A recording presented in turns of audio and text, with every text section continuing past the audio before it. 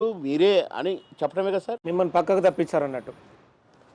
ఇంకెందుకు ఉండాలి సార్ తెలిసి కూడా? అంటే మిమ్మల్ని టార్గెట్ చేసింది ప్రస్తుత అధ్యక్షుడు కిషన్ రెడ్డేనా? లక్ష్మణ్ కూడా ఉన్నాడు కదా సార్ 5 ఏళ్ళ నుంచి. ఆయనే కదా నన్ను అధ్యక్షుడు గుండి పార్టీలోకి తీసుకుంది. లక్ష్మణ్ బాధ్యుడైనా రిజిగ్నేషన్కి, కిషన్ రెడ్డి బాధ్యుడైనా రిజిగ్నేషన్. ఎందుకని బాధ్యుడు బండి లక్ష్మణ్? సంజయ్ కూడా బాధ్యుడు. సంజయ్ ఎందుకు బాధ్యుడు? సంజయ్ మిమ్మల్ని ఎంకరేజ్ చేశారంటున్నారు కదా. ఏది నన్ను ఎంకరేజ్ చేయడం అయింది? నేను గెలిపించిందని 1000 సభల్లో చెప్పిండు సంజయ్. నన్ను గెలిపించిండు నాన్న, ఎండలో తిరిగిండు నాన్న అని. ఇప్పుడు ఫోన్ ఎందుకు ఎట్లా తెలియదు?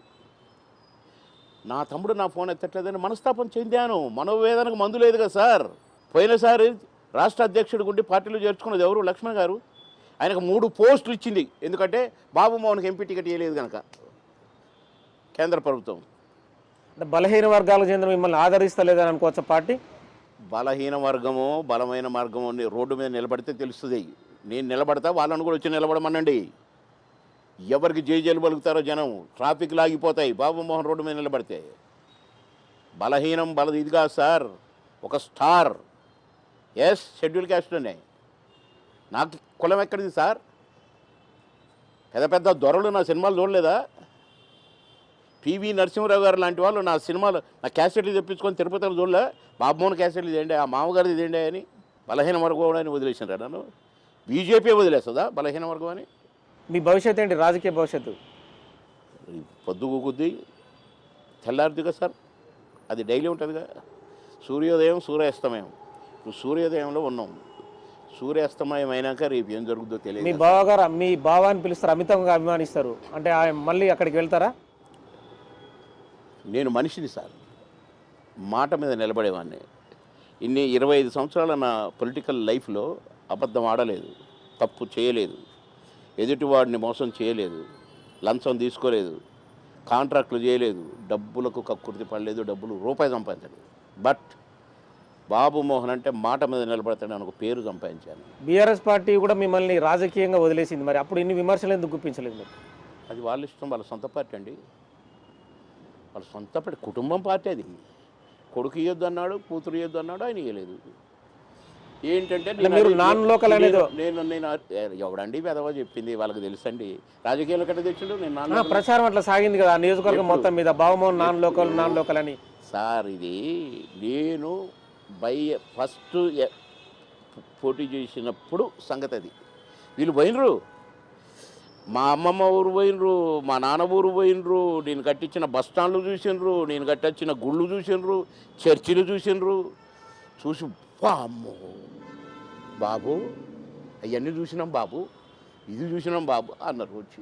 మీరు రాజకీయంగా అభివృద్ధి చేయలేదనే ఆ లాస్ట్ టైం గెలిచిన ఎమ్మెల్యే మీ విపరీత విమర్శలు గుప్పించి ఆయన టికెట్ తెచ్చుకున్నాడు. సార్ మీ టీవీని పంపి మీరు సర్వే చేయండి,